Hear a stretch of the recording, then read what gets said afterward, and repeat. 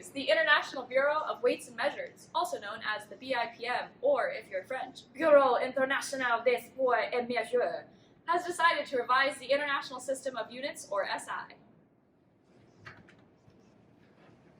Yes, this historic change took place at 26th General Conference on Weights and Measures in Versailles from November 13th to the 16th.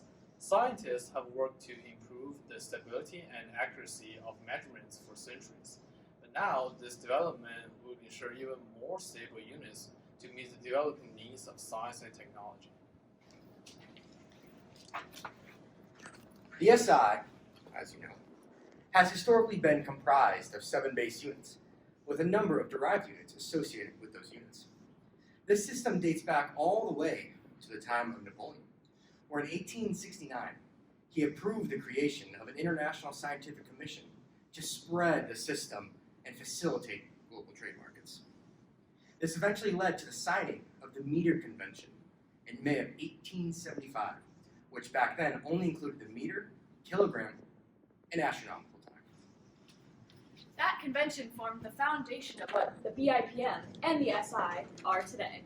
Prior to now, the SI has been comprised of kilogram, mole, meter, second, Kelvin, candela, and ampere.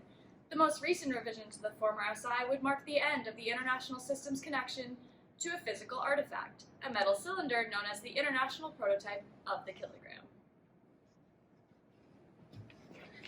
The new scale is similar, but with some important difference. These new definitions affect 4 of our basic units: the kilogram in terms of Planck constant, the ampere in terms of the elementary charge, the Kelvin in terms of the Boltzmann constant, and the mole in terms of Avogadro constant.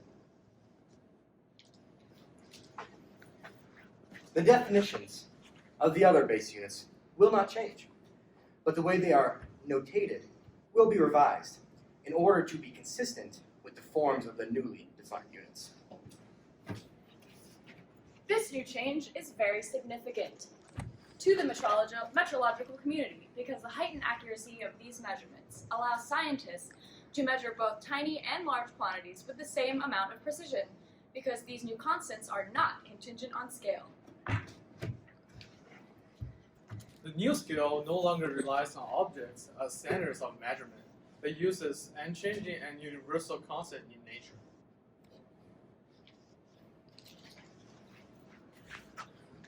Metrologists from across the globe will be able to use the new units to obtain traceability back to the SI in much the same way they did before. For example, these new definitions, which are free of material and technological constraints, enables the development of more accurate techniques for making temperature measurements traceable to the SI, particularly at very extreme temperatures.